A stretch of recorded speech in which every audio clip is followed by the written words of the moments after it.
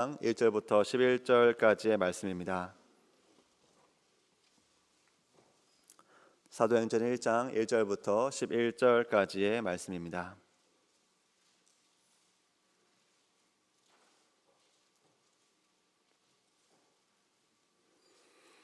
하나님의 말씀 함께 받들어 읽도록 하겠습니다.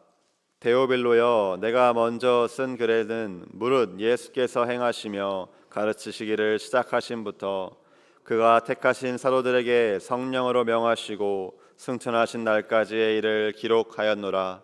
그가 고난받으신 후에 또한 그들에게 확실한 많은 증거로 친히 살아계심을 나타내사 40일 동안 그들에게 보이시며 하나님 나라의 일을 말씀하시니라. 사도와 함께 모이사 그들에게 분부하여 이르시되 예루살렘을 떠나지 말고 내게서 들은 바 아버지께서 약속하신 것을 기다리라. 요한은 물로 세례를 베풀었으나 너희는 몇 날이 못되어 성령으로 세례를 받으리라 하셨느니라. 그들이 모였을 때에 예수께서 여쭈어 이르되 주께서 이스라엘 나라를 회복하심이 이때니까 하니 이르시되 때와 시기는 아버지께서 자기의 권한에 두셨으니 너희가 알 바 아니요 오직 성령이 너희에게 임하시면 너희가 권능을 받고 예루살렘과 온 유대와 사마리아와 땅끝까지 이르러 내 증인이 되리라 하시니라.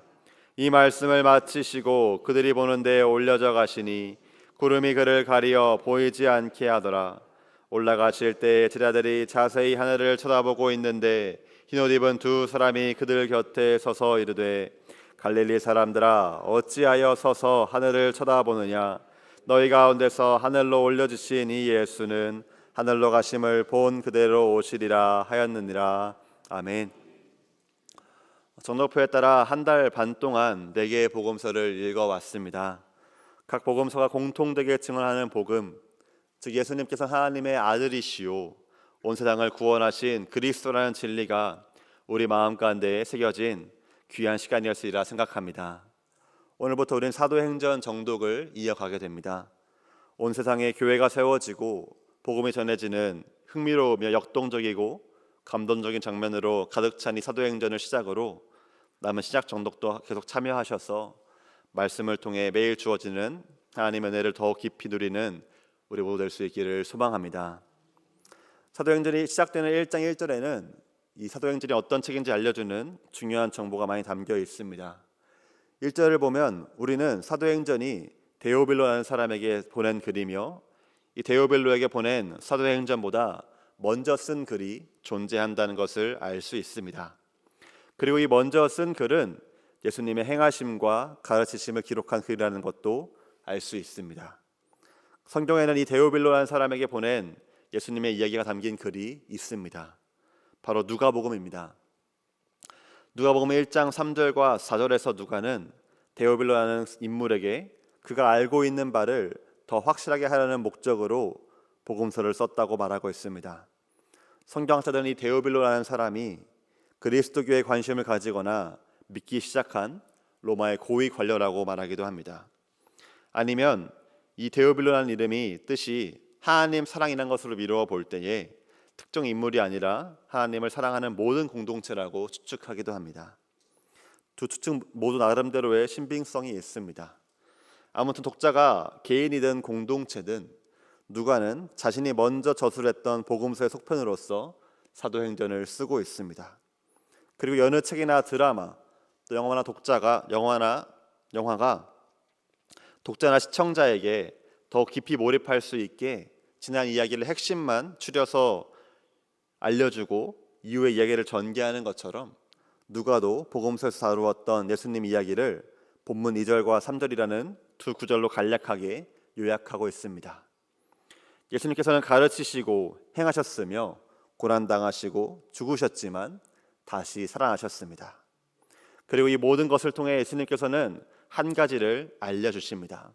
바로 하나님 나라가 시작됐다는 것입니다. 하나님 나라란 하나님께서 다스리시는 곳입니다. 하나님께서 왕이 되셔서 하나님 뜻대로 통치하시고 그 통치에 순종하시며 섬김을 통해 하나님께 영광을 올려드리는 하나님의 백성이 있는 곳입니다. 예수님께서 십자가의 죄의 문제를 해결하심으로 끊어졌던 하나님과 사람 사이의 관계가 다시 왕과 백성, 아버지와 자녀의 관계로 회복되었습니다. 예수님께서 부활하시며 이 모든 것이 정말로 하나님의 뜻임을 알려주셨고, 이 사실을 믿는 모든 사람들은 이전에 머물러 있던 죄와 사망의 통치를 떠나 생명과 기쁨이 넘치는 하나님의 통치를 받게 됨을 보여주셨습니다. 이렇게 예수님께서 이 땅 가운데에 하나님 나라를 시작하셨고 많은 사람을 이 나라에 초대하셨습니다. 이 모든 일을 행하신 분에 대한 속편이니 독자들은 당연히 예수님이 이끌어가는 이야기가 더 이어질 거라 기대했을 것입니다. 그런데 하나님 나라를 시작하시고 초대하신 예수님께서 하늘로 올라가십니다. 계속 이 땅에 계시면서 이전과 같이 하나님 말씀을 가르치시고 전파하시고 병들고 소외된 자들 고쳐주신다면 너무나 든든하고 좋을 텐데, 부활하신 지 40일이 지났을 때에 제자들이 보는 앞에서 예수님은 하늘로 올라가십니다. 나는 이제 할 일 다 했으니 나는 모든 것 홀을 보내고 버려두고 떠난다는 듯 말입니다. 누가의 지난 글인 누가복음은 예수님을 집중 조명하였는데 후속편을 시작한 지 한 장이 채 지나지 않아서 전편의 주인공인 예수님께서 갑작스레 퇴장한 것입니다.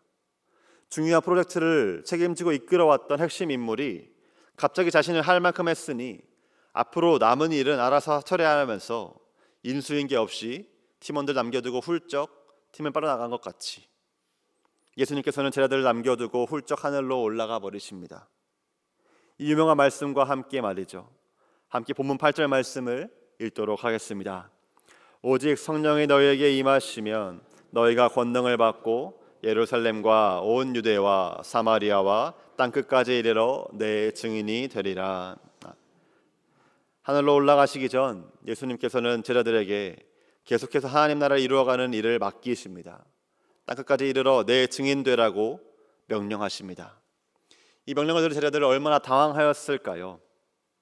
제자들은 어부같이 평범한 인물이었거나 세리, 열심당원같이 다른 사람이 가까이 하기 꺼려하는 배경을 가진 인물들이었습니다. 이들 중 누구도 남들이 부러워할 만한 특별하거나 뛰어난 배경을 가지지 않았습니다. 높은 학문이나 부유함과는 거리가 먼 사람들이었습니다. 게다가 제자들은 한 달 전쯤에 자신의 안전을 위해 예수님을 모른다고 부인했고요, 버렸고요, 도망쳤던 사람들이었습니다. 예수님께서 부활하신 뒤 이들을 만나 평안함을 주시며 용서해 주셨기에 안도하고 감사함을 느끼긴 했지만 이들 중 누구도 자신이 예수님께서 시작하시고 맡긴 하나님 나라를 이어나갈 수 있을 거라고 감히 생각하지 못했습니다. 예수님에 비하면 자신들은 너무나 부족함을 알기 때문에 그저 불안하고 막막하였을 것입니다. 이전처럼 예수님을 따라다니기만 하면 충분할 거라 생각했는데 갑자기 예수님은 사라지고 스스로 모든 것을 해내야 하는 상황이 되었습니다. 이제 막 시작한 하나님 나라의 흥망성쇠가 온전히 자신들의 손에 달려있다는 그 무거운 책임감과 부담감 때문에 잠도 제대로 못 잤을지도 모르겠습니다.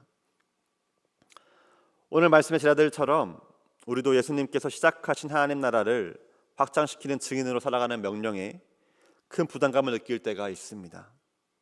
우린 분명 하나님의 은혜로 예수님께서 죽으시고 부활하심으로 우리 각자를 죄로부터 구원하셨음을, 우리 하나님의 자녀요 백성으로 회복시키셨음을 믿고 감사드립니다. 그런데 내가 구원받았다는 것과 하나님 나라가 내 손에 달려있다는 것은 엄연히 다른 문제 같습니다.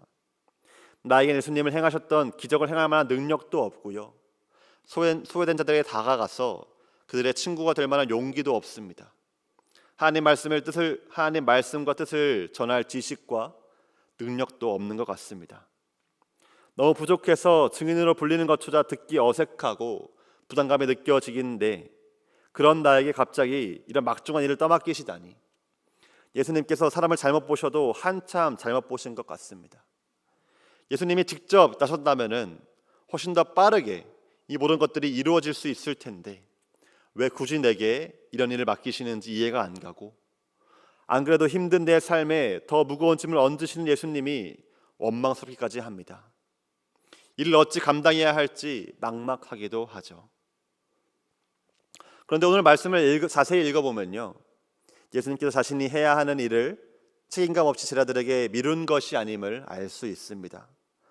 제자들에게 다짜고짜 불가능한 일을 요구한 것이 아님을 알 수 있습니다. 땅끝까지 이르러 내 증인되라는 명령을 주시기 이전에요, 예수님께서는 약속을 하십니다. 그 약속 담긴 본문 4절과 5절 말씀 함께 읽도록 하겠습니다. 사도와 함께 모이사 그들에게 분부하여 이르시되 예루살렘을 떠나지 말고 내게서 들은 바 아버지께서 약속하신 것을 기다리라. 요한은 물로 세례를 베풀었으나 너희는 몇 날이 못되어 성령으로 세례를 받으리라 하셨느니라. 아멘. 예수님께서는 제자들에게 땅 끝까지 나가기 전에 예루살렘을 떠나지 말고 하나님이 주시는 선물을 기다리라고 신신당부하십니다. 하나님께서 모든 하나님 백성에게 부어주시겠다 약속하신 성령님으로 충만해지기를 기다리라고 말씀하십니다. 예수님께서 하늘로 올라가신 뒤 성령님께서 제자들에게 임하실 것이고, 성령님이 임하시면 그때서야 제자들이 예수님의 증인이라는 임무를, 하나님 나라 확정이라는 그 임무를 감당할 수 있을 거라고 말씀하십니다. 그리고 예수님께서는 하늘로 올라가신 뒤에 제자들을 찾아온 천사들은 이렇게 약속합니다. 11절 말씀도 함께 읽도록 하겠습니다. 이르되 갈릴리 사람들아 어찌하여 하늘을 쳐다보느냐. 너희 가운데서 하늘로 올려주신 이 예수는 하늘로 가심을 본 그대로 오시리라 하였느니라. 아멘. 예수님께서는 이 땅과 모든 인연을 끊어버리시고 하늘로 올라가신 것이 아닙니다. 하늘로 올라가신 그 모습 그대로 다시 오실 거라 약속하십니다. 예수님께서 시작하신 하나님 나라를 이 땅 가운데 완전히 이루시기 위해 영광 중에 다시 오실 것이라고 약속하십니다. 예수님께서 명령하신 대로 제자들은 한 곳에 모여서 성령님을 기다렸습니다.